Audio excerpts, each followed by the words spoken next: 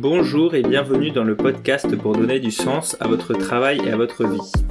Aujourd'hui on aborde le 7e épisode de la série pour développer le processus des lois du succès appliquées au sens du travail et de sa vie. Et dans cet épisode, nous allons parler de comment prendre des décisions. En moyenne, on prend 35 000 décisions par jour. Donc je ne sais pas toutes conscientes et heureusement, sinon on pèterait un plomb. Mais si on réfléchit un tout petit peu, sur une journée de 24 heures, si on dort, mettons 7 heures, ça fait en moyenne une décision toutes les 2 secondes. Donc si on prend une décision toutes les 2 secondes, ça veut dire que prendre une décision c'est rapide, voire même ultra rapide, puisque 2 secondes, une décision, 2 secondes après une autre décision, la prise de décision est quelque chose de très rapide. Donc certaines vont être grandes, un déménagement, un mariage, un choix de travail, d'autres vont être plus petites, le choix de vos vêtements, le choix de votre petit-déj. Au vu du nombre de décisions qu'on prend chaque jour, on devrait être des experts de la prise de décision. Et pourtant, comment se fait-il que nous bloquions pour prendre certaines décisions ? Nous allons voir dans ce podcast comment nous aider à prendre des décisions, différents outils, différents exemples que je vous partagerai. Avant tout ça, voyons une distinction qui est très importante entre le choix et la décision. Le choix est le processus de sélection parmi différentes options disponibles. Ça peut être influencé par ce qu'on a vécu, par notre psychologie, par notre expérience, par notre éducation, mais aussi par nos émotions et nos croyances. Alors que la décision est l'action de sélectionner un choix parmi ceux qu'on a eu auparavant. C'est finalement le moment où l'on sélectionne une option parmi celles qui étaient disponibles. Ensuite, on va agir pour mettre en œuvre la décision. Et donc, la décision qu'on va prendre dans ce cadre-là va avoir plus ou moins d'impact sur notre vie en fonction du sujet de la décision et du choix qu'on a posé. Donc le choix est le processus de sélection d'une option et la décision est le fait de sélectionner une option parmi celles qu'on avait et de mettre en place ce qu'il faut pour pouvoir mettre en application cette décision.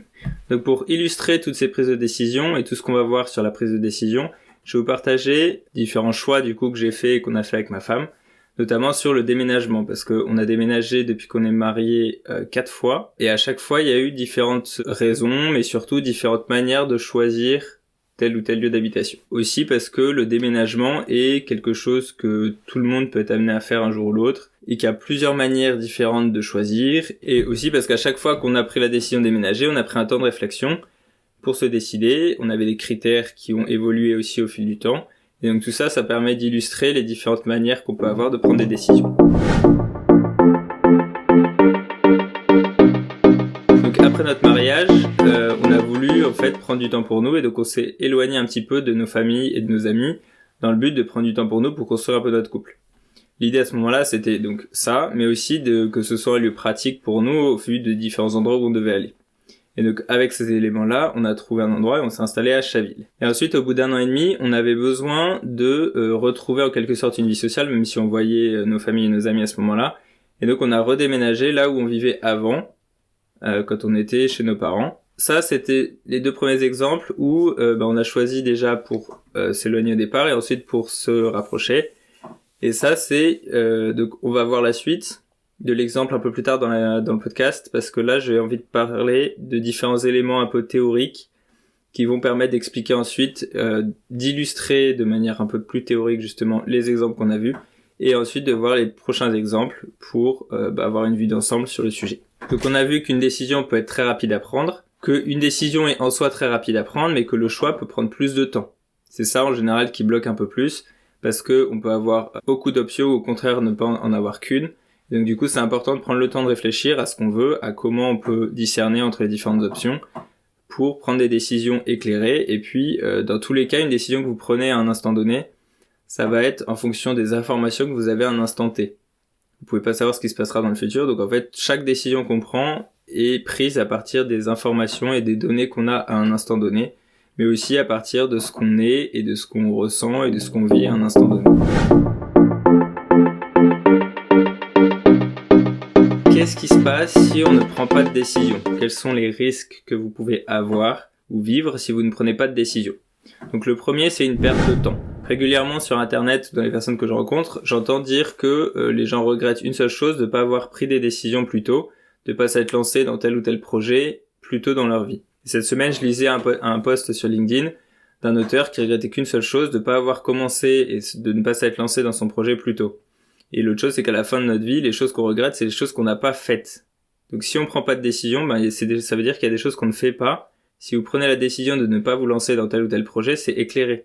Donc ça veut dire que ce sera probablement pas un regret parce que vous avez pris le temps d'y réfléchir. Mais ce qui est très important, c'est que si vous prenez pas de décision, ça veut dire que vous évoluez pas et que vous avancez pas sur différents pans de votre vie. Donc c'est très important d'avoir en tête le fait qu'on a tous besoin de prendre des décisions, mais surtout qu'on en prend tous toute la journée en permanence. Toutes les 2 secondes, c'est tout le temps en fait. Et ensuite, le fait de pas prendre de décision, ça veut dire qu'on stagne. Et dans la vie, il n'y a pas de stagnation en fait. Soit on progresse, soit on régresse. Donc si on ne progresse pas, on régresse. Et donc on peut avoir besoin de prendre des décisions pour continuer à progresser. Les choix que vous avez et les décisions que vous prenez n'ont qu'un seul but, c'est vous mettre en mouvement et vous permettre d'avancer. Et de passer à l'action sur les projets, sur les choses que vous voulez vivre. Le fait que ce soit positif ou négatif, ça on y reviendra plus tard, mais c'est vraiment pas ça le plus important. Ce qui va compter, c'est d'utiliser les choix que vous faites et les décisions que vous prenez comme des moyens de passer à l'action et d'avancer. Le deuxième risque, c'est l'absence d'objectifs et de direction claire. Ça, j'ai l'impression d'en parler à chaque vidéo. L'absence de destination et d'objectifs sont des éléments très importants pour discerner justement et réfléchir parmi des choix que vous pouvez avoir. Si vous n'avez pas de direction, en fait, c'est un calque, des éléments de contexte qui ne vous permettent pas de prendre des décisions. Et donc c'est tout l'intérêt d'avoir une direction et un objectif, c'est que ça vous permet aussi, quand vous avez un choix à faire, de voir quel choix, quelle option parmi celles que vous avez vous permet de vous rapprocher de votre objectif ou non. Ou si c'est un objectif que vous avez, en théorie, c'est ça qui est probablement la bonne chose à faire. Et donc ça va vous aiguiller aussi dans votre prise de décision d'avoir une direction et un objectif. Le troisième point, c'est la perte d'opportunité. Le train passe, si on monte pas dedans, il repasse pas. C'est un peu les phrases goût de chaque instant comme un mouvement qui ne reviendra pas, c'est vraiment ça.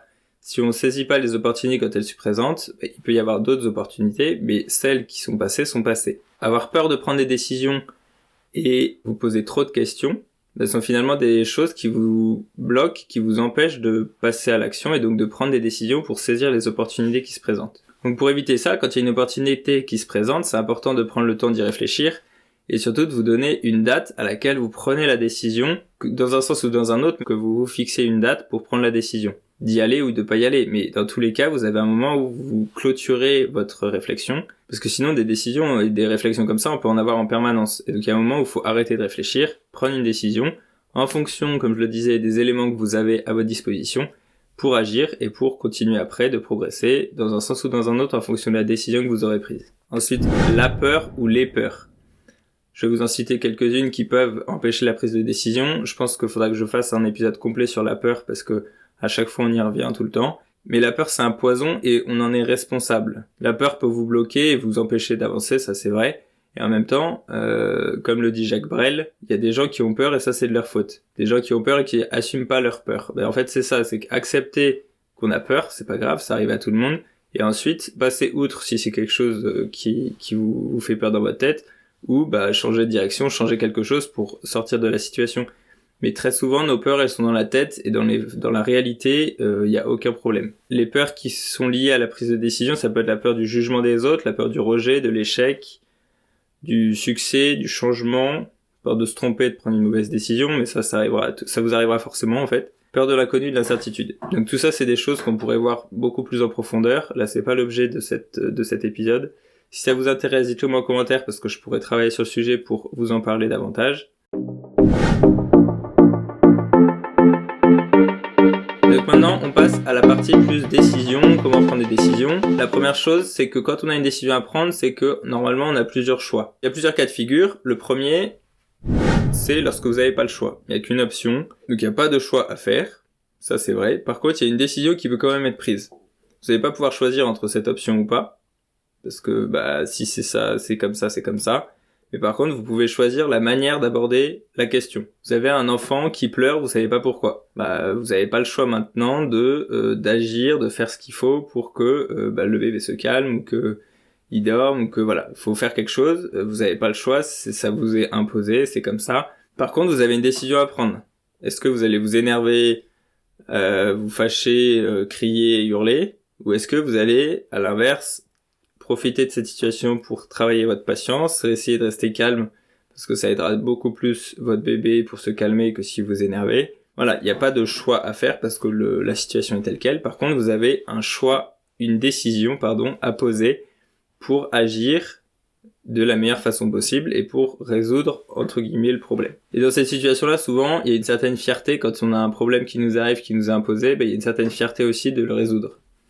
Et notamment, si vous avez un bébé qui pleure, si vous arrivez à le calmer et à ce qu'il s'endorme, voilà, vous avez le droit d'être content de vous parce que c'est pas évident.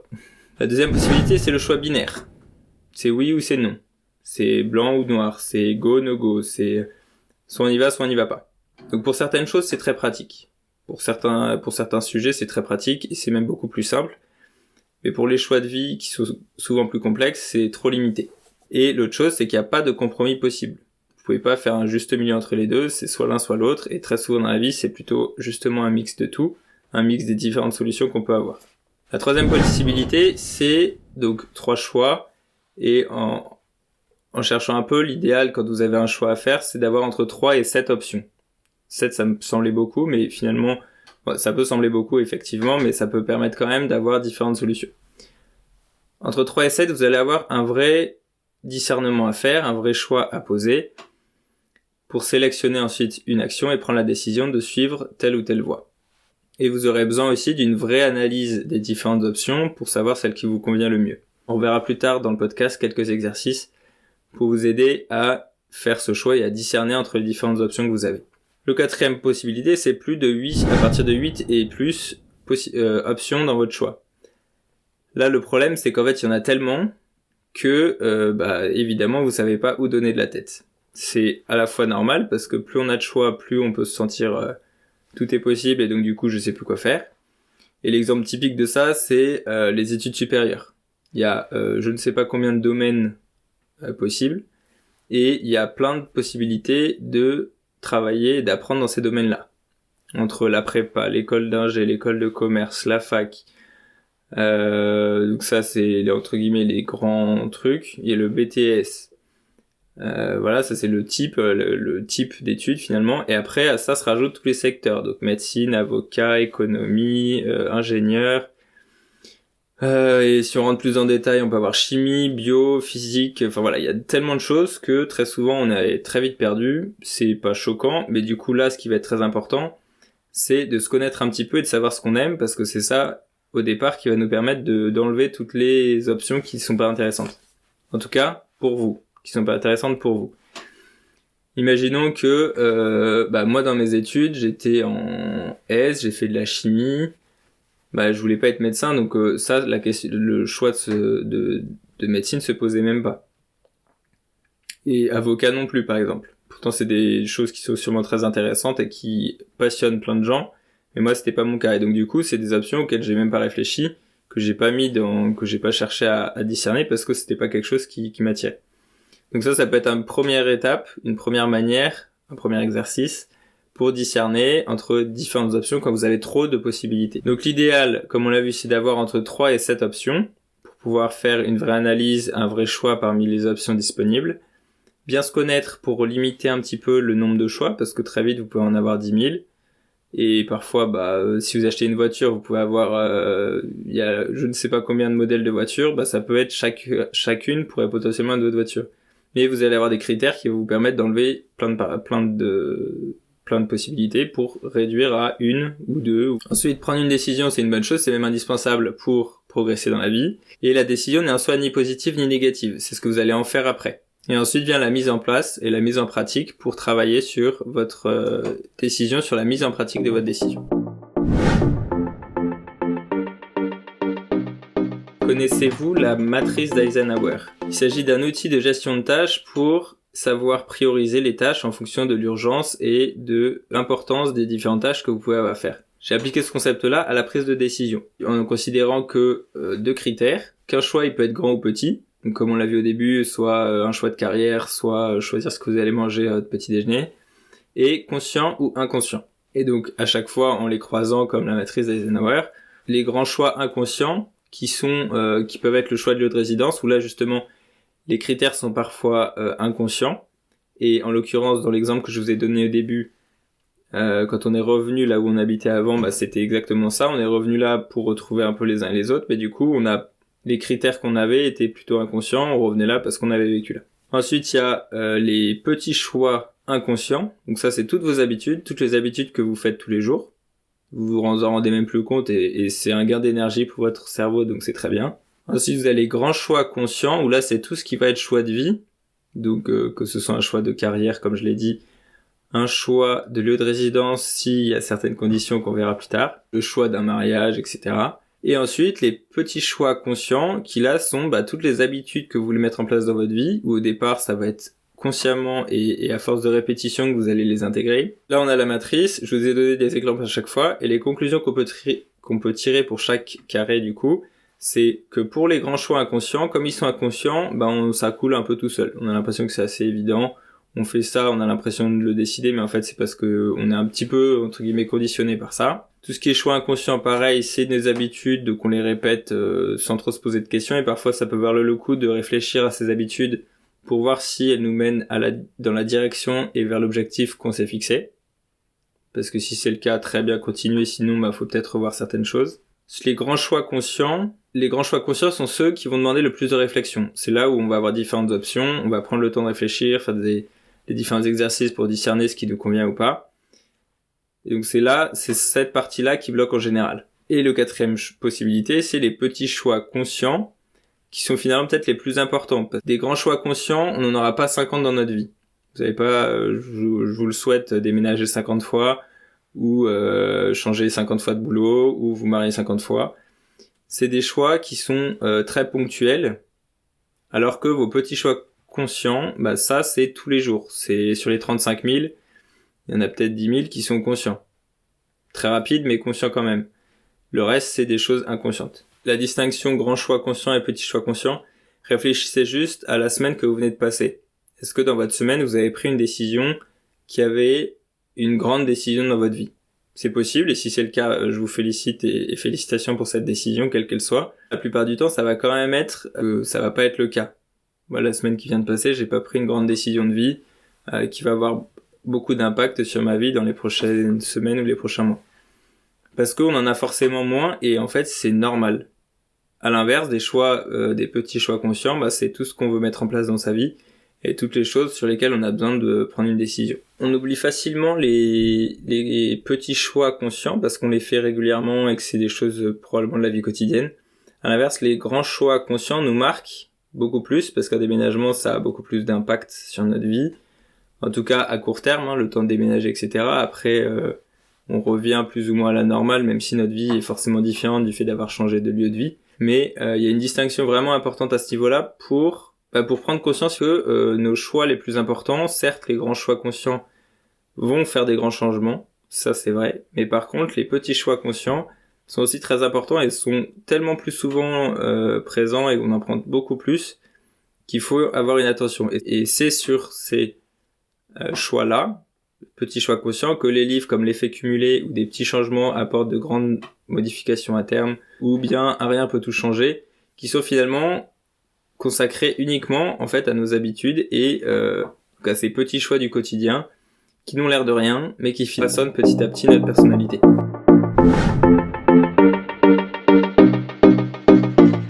Maintenant, on va voir quelques exercices, mais avant, je vais continuer mon exemple des déménagements. Là, on est installé à la Garenne-Colombes. On a une opportunité de partir dans le sud. Quand on reçoit cette opportunité-là, cette proposition, on est au mois de mars 2019 et on reçoit le mail et on se dit en soi, pourquoi pas? En vrai, ça nous tente, ça répond à quelque chose qu'on avait envie de quitter la région parisienne. Une opportunité se présente, donc faut vraiment qu'on prenne les moyens d'y réfléchir. Et on se donne un mois. Donc mettons qu'on reçoit le message, je sais plus quand c'était, mais mi-mars. Mi-avril, on se dit, on décide ce qu'on fait. Et donc ça, déjà, ça cadre les choses. C'est pas une décision qui prend 10 ans. Et quelle que soit la décision que vous pouvez prendre, même si elle est importante, c'est très important de vous fixer un délai parce que sinon, vous risquez de ruminer ça sans prendre de décision et du coup, de pas avancer parce que vous êtes en réflexion depuis 10 ans et donc après en fait c'est plus une réflexion au bout d'un moment. Donc on réfléchit à ça, on a un rendez-vous pour savoir un peu plus de quoi il s'agit. Et après on réfléchit, on sait qu'en partant dans le sud, on s'éloigne de nos habits de famille, ce qu'on avait voulu retrouver en allant à la Garenne.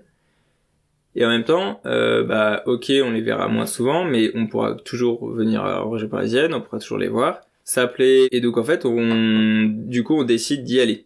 Et puis l'autre chose qui était une autre manière qu'on avait utilisée pour réfléchir, c'est de se dire, mais en fait, qu'est-ce qui nous en empêche? Hormis ça, rien nous en empêchait. Il y avait ce point-là. Et le deuxième point, c'était de se dire, est-ce que cet inconvénient-là, qui en est un quand même, comment on se sent par rapport? Est-ce que c'est complètement bloquant ou est-ce qu'au contraire, est-ce que c'est acceptable pour nous aujourd'hui au vu de là où on en est dans notre vie à ce moment-là?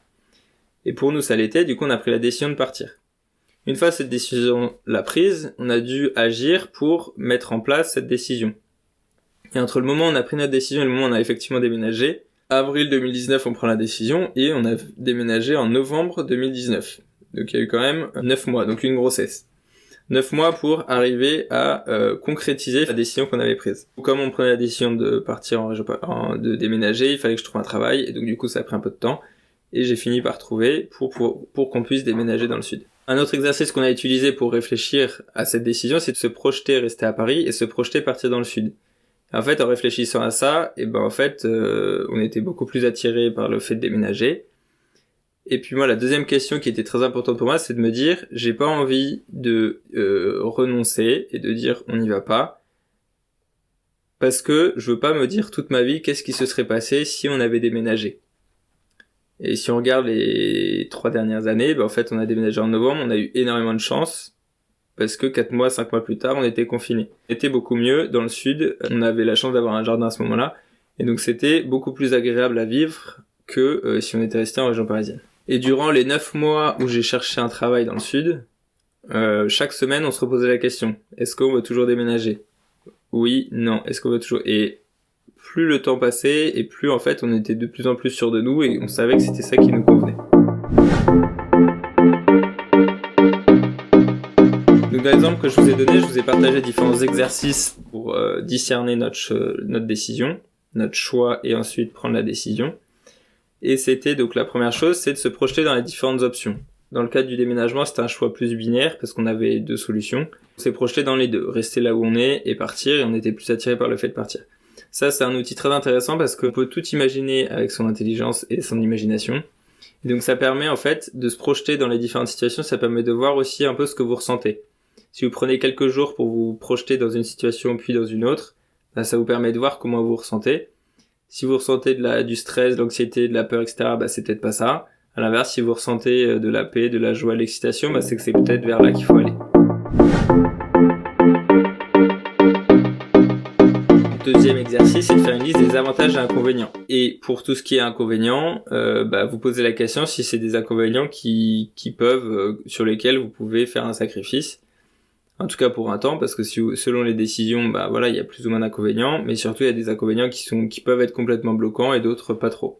Et donc là, c'est important de discerner ça aussi, parce que c'est ça qui va vous permettre en fait ensuite de tirer les conclusions, de prendre tel ou tel choix.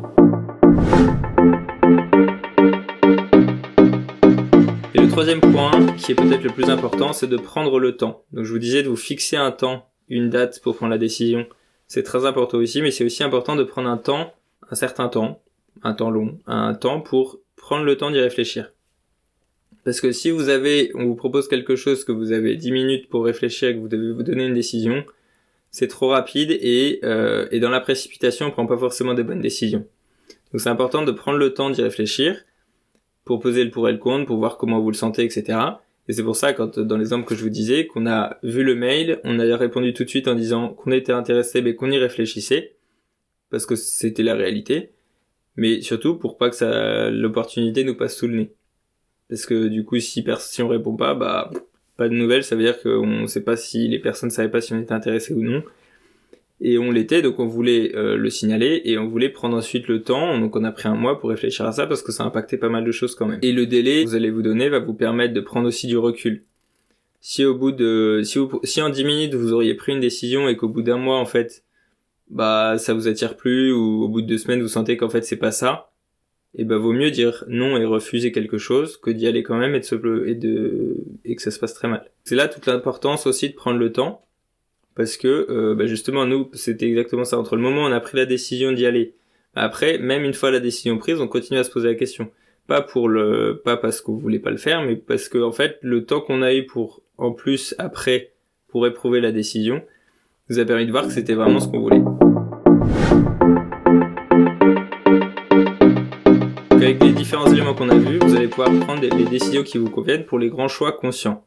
Pour les petits choix conscients, la démarche est un petit peu différente. Vous n'avez pas forcément besoin de prendre un mois pour prendre la décision d'aller courir dans la rue, d'aller faire du sport ou de... voilà.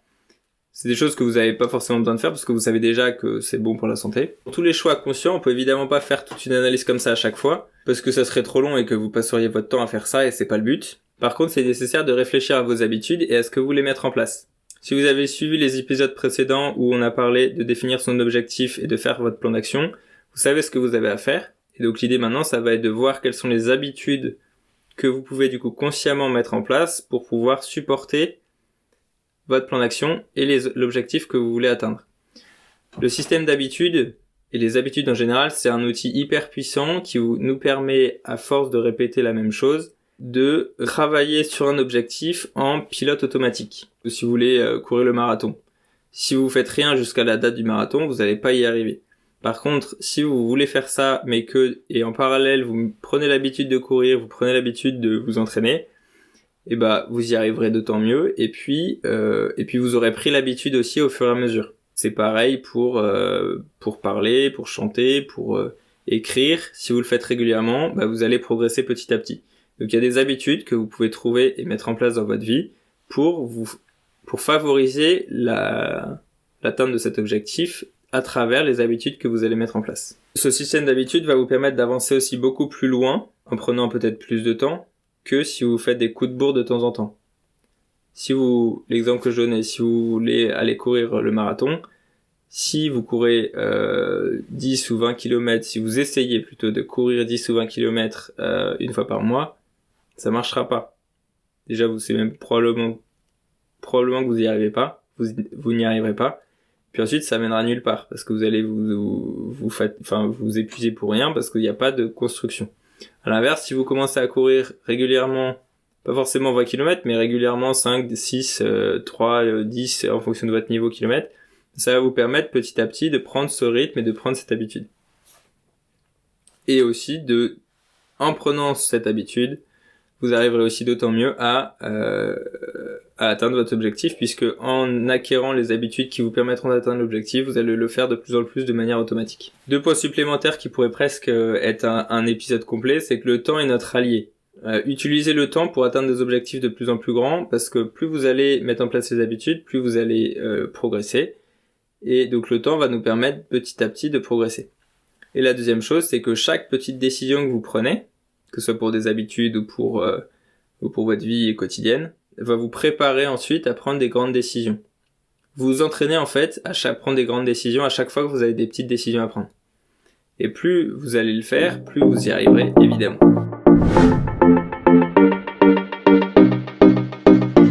Donc on a vu les principes pour avoir un bon objectif, les principes pour appliquer son plan d'action. Le choix que vous avez maintenant à faire, c'est de définir les habitudes qui vont vous permettre de travailler et d'atteindre votre objectif, qui vont vous aider à travailler et à atteindre votre objectif. Ces habitudes-là, avec les connaissances que vous avez aujourd'hui, vous pouvez les choisir. Et avec l'expérience que vous allez acquérir en appliquant ces habitudes et en apprenant avec votre expérience, vous allez pouvoir adapter après ce qui a besoin de l'être pour continuer de progresser et tout en construisant votre système d'habitudes qui va vous permettre de travailler tous les jours à l'atteinte de votre objectif. Les 2 questions à vous poser, c'est quelle habitude avez-vous besoin de mettre en place ? Vous pouvez le partager en commentaire. Et la deuxième chose, c'est avec quel état d'esprit vous avez besoin d'être pour continuer à travailler et pour utiliser ce système d'habitude pour travailler sur votre objectif. Dans le prochain épisode, on verra comment tirer les leçons de ces échecs, de ces défaites, des choses qu'on n'a pas réussi à faire pour pouvoir s'améliorer et progresser la fois suivante. En cliquant sur le premier en description, vous retrouverez le résumé des exercices et des principes qu'on a vus depuis les premiers épisodes du podcast, premiers épisodes de la série actuelle, pour que vous puissiez travailler sur ces différents points. Et comme il reste 3 épisodes à cette série, je compléterai le bonus que vous allez recevoir au fur et à mesure des épisodes. Abonnez-vous si ce n'est pas déjà fait. Bonne journée, soyez proactifs, soyez simples. À la semaine prochaine.